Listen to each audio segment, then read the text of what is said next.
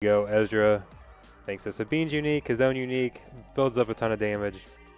45,000 hit, works pretty well. So next team up is a first order team. And the first order team is actually going to work very well for a similar reason. They really are essentially immune to plague almost.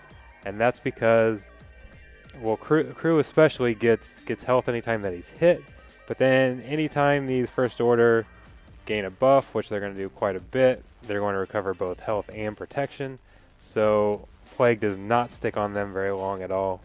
I actually make a mistake, a couple mistakes in this video, and I'm going to lose first order Stormtrooper, but that's okay. It still goes pretty smoothly. Crew has a 2-turn stun that can really stop whoever you want. There's a lot of weapons on this Night Sister team. Ventress is one of the big ones, and she can clear buffs, and I wanted to keep all of those buffs for my first order team, so that's why I attacked her there. They also do first order do a lot of damage, and they gain a lot of turn meter, and there's no days on the Night Sister squad. The last one we saw did have Nest, which has days, but in a typical Night Sister squad, there's no days or anything to shut that turn meter getting down or to slow down the damage of this first order squad. So they just hit really hard. I do have a couple, so I use first order Special Forces TIE Pilot as well as Kylo Ren to make sure I had some AoE attacks.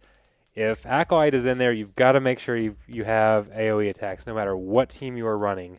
Either AoE attacks or a way to clear stealth without targeting her.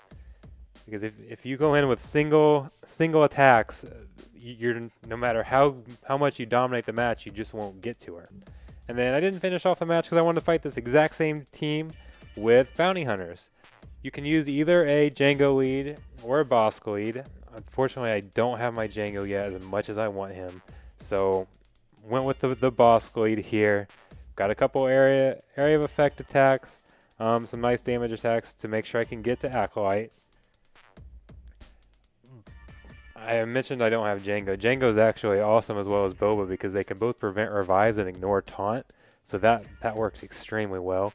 But the reason the Bossk lead works so well, just like we saw in the previous videos, they're almost essentially immune to stun, because whenever they inflict these negative status effects, they're going to gain both health and protection. Whenever you gain health, recover health to 100%, you get rid of that plague. So that makes plague not an issue. They don't really have a way to clear the taunt for Bossk here. So as long as you've got the Zetas on Bossk, he's going to taunt, and as long as his weakest ally has protection, I think that's what it is. Weakest ally has protection. He's going to keep that taunt. He's going to regain it even after he loses it. So they've only got one way to clear taunt, and that is the dispel by Ventress. But even if she dispels, well, and I'm talking about how Bossk doesn't lose his taunt, and then he loses his taunt right there. And that's because I set his ability wrong, actually. It's the weakest enemy.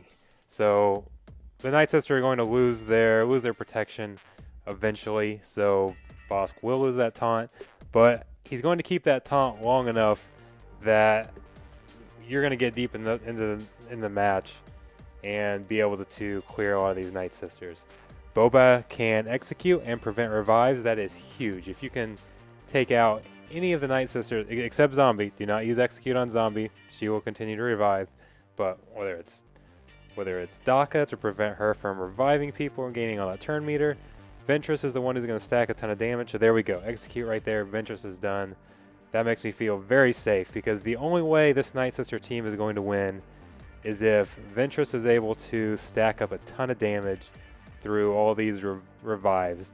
If you have a few Night Sisters die and then they're using all their basics and building up all this attack, all this offense for Ventress, that's a way that Ventress could break through Bossk, or when Bossk's taunt is down, get a few hits on some of these other other weaker bounty hunters.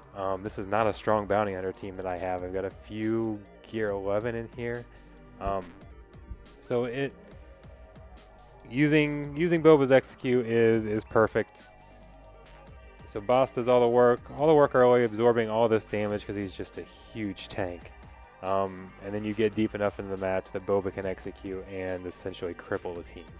If you're able to put Jango in there, as I mentioned earlier, he can also prevent those revives, put those two together, and almost doesn't even matter what lead you have. Those two can really really burn through a Night Sister team pretty quickly, so you don't have to worry about any of those revives. And then, so here's kind of what we see with Acolyte causing problems if you don't have any of the area of effect attacks. We've got a few here. I just had to wait to actually get to them. We've got Zam throwing her bombs. 88 over there's got a nice little area of effect attack. Boba's got one. So doesn't have to be strong, but enough to whittle them down eventually. You haven't had a break in like forever, so you search for a beach vacation.